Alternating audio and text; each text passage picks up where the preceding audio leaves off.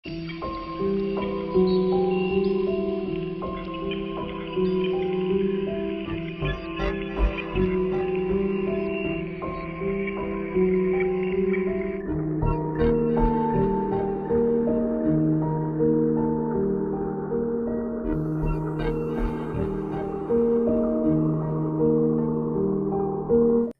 balik lagi bareng gue Ali di channel Asokat Story. Di video kali ini gue akan membahas kisah horor nih guys. Kisah horor dari sebuah rumah sakit di Jawa Barat.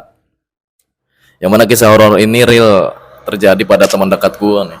Beberapa bulan yang lalu teman gue ini mengantar istrinya nih yang ingin melahirkan. Dan sebelum ke rumah sakit, istrinya teman gue ini udah diagnosa oleh bidan setempat bahwa dia itu atau anaknya dia itu yang dalam kandungan posisinya sungsang guys. Jadi posisinya sungsang itu ya bahasa gampangnya kepalanya nggak dalam posisi normalnya gitu loh. Yang harusnya di bawah, kepalanya itu masih di atas. Karena posisi janinnya seperti itu, jadi mau nggak mau harus dilakukan tindakan operasi. Berangkatlah teman gue sama istrinya tuh ke sebuah rumah sakit di Jawa Barat. Gue nggak bisa sebutin detailnya di mana karena ini takut menyinggung lah kayak gitu. Mereka berangkat berdua ke sana siang hari. Berangkat jam 11 sampai jam 12 karena kan nggak terlalu jauh tuh dari rumahnya. Ketika sudah sampai, mereka pun dipersilakan untuk menunggu di kamar depan. Kamar khusus pasien maksud gue, yang mau dioperasi tuh nunggunya di situ lah. Setelah itu teman gue ngurus-ngurus lah, biasa ngurus-ngurus identitas segala macam di rumah sakit itu kan biar ketahuan ya nggak. Asalnya dari mana, terus KTP-nya ada nggak, terus kartu keluarganya, pokoknya segala macam dikeluarin lah.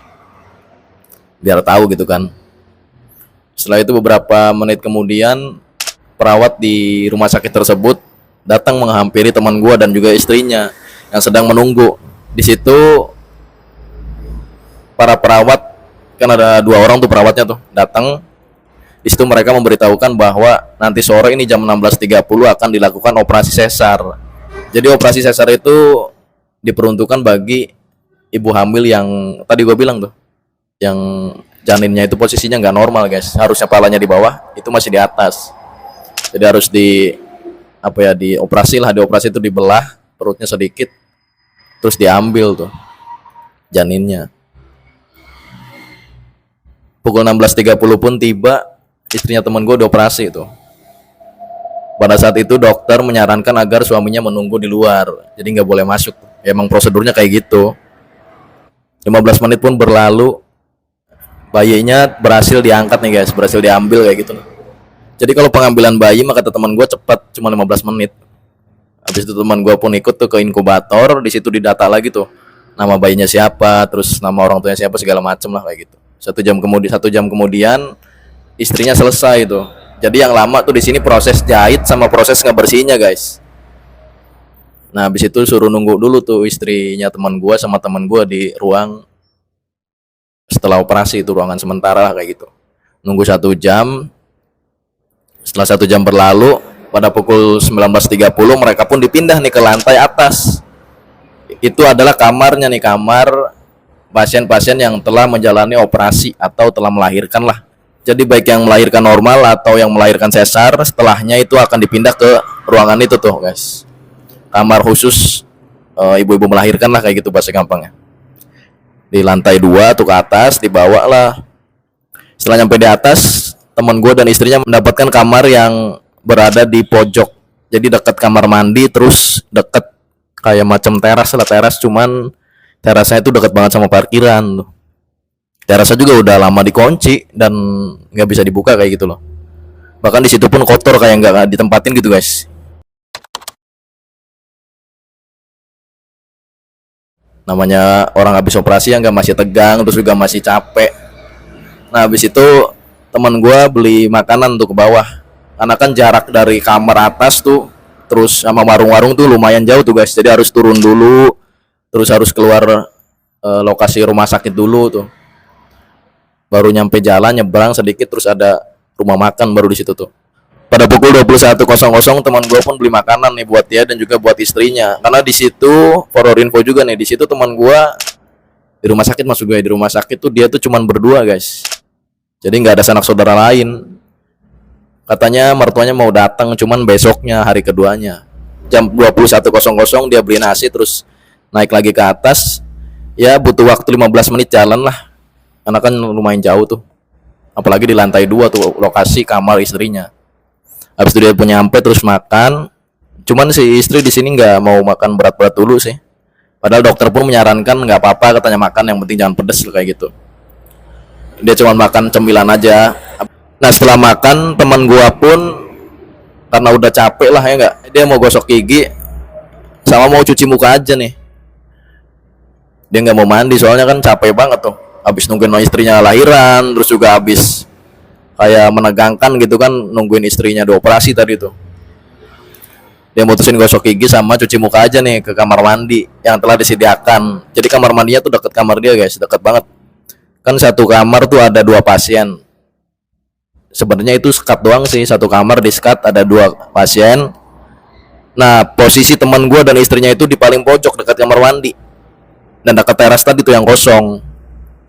Setelah itu dia pun masuk ke kamar mandinya, dan di situ tuh kamar mandinya mengeluarkan aura horor guys. Jadi kamar mandinya bersih, terus juga lengkap, ada showernya, terus juga lengkap bersih lah pokoknya. Cuman di situ auranya beda loh. Aura kayak apa ya, kayak aura-aura gimana bisa dibilang, aura dingin guys, aura dingin dan aura-aura ruangannya nggak ditempatin lama gitu loh. Cuman di sini teman gue bukan tipe yang penakut juga, enggak. Dia jadi ya cuek aja lah. Dan begitu dia masuk auranya kayak gitu kata dia tuh. Begitu masuk dia cuci muka, terus sikat gigi itu dia. Sikat gigi sambil ngaca di kloset tuh. Pas dia lagi asik-asiknya sikat gigi nih, ada yang manggil tuh di luar, istrinya. Katanya, "Bi, cepet Bi," katanya. Dia kan manggilnya habis sama Umi tuh. "Bi, cepet Bi," 2 kali tuh, jelas banget. Nah, habis itu teman gue yang agak sedikit jengkel karena kan istrinya habis dioperasi tuh, habis dioperasi kan perutnya masih lumayan sakit ya enggak. Sedangkan kalau teriak-teriak atau ngomong agak kencang itu kan perlu otot perut lah kayak gitu.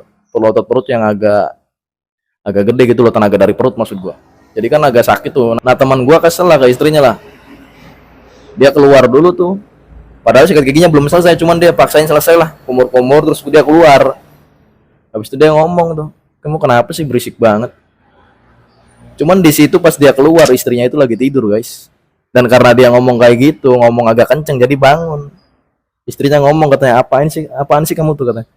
"Aku lagi tidur tadi." "Kamu kenapa?" katanya. "Tadi manggil kamu kan," katanya, 2 kali tuh. "Aku lagi sikat gigi soalnya." Nah di situ istrinya ngomong, "Enggak," katanya, "aku ini baru aja bangun nih, gara-gara kamu teriak-teriak tadi itu," katanya. Ya udah tuh, karena dia tipe orang yang nggak penakut dan bodo amat, ya udah. Dia balik lagi ke kamar mandi tadi buat ngelanjutin kumur-kumur dan juga cuci mukanya tuh guys. Nah habis itu hari pertama tuh ya, hari pertama, terus besoknya hari kedua pun berselang. Di hari kedua mertuanya datang tuh untuk ngebantuin jagain lah, mertuanya dari teman gua itu. Terus anaknya teman gua, maksudnya bayinya boleh dibawa keluar nih. Tadinya kan di ruangan khusus bayi tuh di inkubator, terus dibawa keluar disatuin sama mereka. Udah boleh lah kayak gitu, karena kondisinya makin membaik ya enggak. Nah di hari kedua ini malamnya biasa tuh teman gua sebelum tidur dia pipis di kamar mandi itu lagi tentunya, karena kan nggak ada lagi tuh satu ruangan atau pokoknya satu kamar mandi kayak gitu loh gampangnya. Dia masuk lagi tuh, posisi udah pada tidur tuh, istrinya udah tidur, terus juga mertuanya udah tidur, udah sepi lah, udah jam 10 malam. Nah di situ dia ngedengar banyak suara orang ngobrol guys di luar kamar mandi itu tuh. Banyak suara ngobrol, dia tentunya ngerasa risih lah. Ya enggak, di kamar mandi lagi pipis, banyak suara ngobrol lah. Akhirnya dia dicepetin pipisnya tuh. Terus pas keluar dia nggak ada siapa-siapa di situ. Dan logikanya gini guys, nggak sembarangan orang masuk ke kamar pasien loh. Di situ kan ada security-nya juga, terus juga ada perawatnya yang standby 24 jam di situ. Jadi bahasa gampangnya kalau lu mau masuk tuh lu nggak bisa sembarangan lah kayak gitu. Lu harus ngomong dulu ke security-nya, lu harus ngomong dulu ke perawat yang ada di situ gitu loh. Dan emang bener nggak ada siapa-siapa di situ. Cuman ya biasa, teman gua kan bukan tipe orang yang penakut dan ya udah dia cuekin aja lah.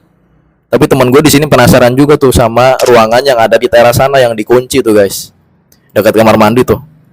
Ya mungkin asumsi gue pribadi itu tuh kenapa dikunci, karena bahaya guys. Takut ada yang ke situ, mungkin ya itu kan dekat banget tuh posisinya, dekat banget apa sih bagian bawahnya tuh, bagian parkiran tuh. Itu kan posisinya lantai 2. Takut bahaya mungkin dikunci tuh. Dan karena udah lama dikunci itu nggak terawat, kotor jadinya. Oh di sini gue lupa nih. Jadi ketika operasi selesai, dokter bedahnya itu pada cerita guys, pada cerita gini serius loh. Baru aja ketika mereka sebelum operasi ini beberapa menitnya gitu kan, ketika mereka jalan lewatin kamar mayat, nah itu kamar mayatnya itu jadi si gagang pintunya tuh guys, gagang pintunya gerak-gerak sendiri. Padahal itu posisi dikunci dan nggak ada petugas di sana. Dari dalam gitu loh, kayak ada orang mau keluar, pintunya tuh gerak-gerak sendiri gagangnya tuh. Kan gagangnya tipe gagang yang bulat tuh, kelihatan guys. Dan itu bukan satu orang dokter, itu ada 2 orang yang lihat tuh. Jadi bisa dipastikan kebenarannya. Dan di sini gue nggak aneh juga sih. Karena kan kalau aura-aura di rumah sakit itu kan dinginnya nggak, dingin ber AC, terus juga ada orang sakit, ada orang yang muntah, ada orang yang keluar cairan merah kayak gitulah. Ya wajar aja kalau misalkan ada makhluk-makhluk, ya makhluk halus lah kayak gitu.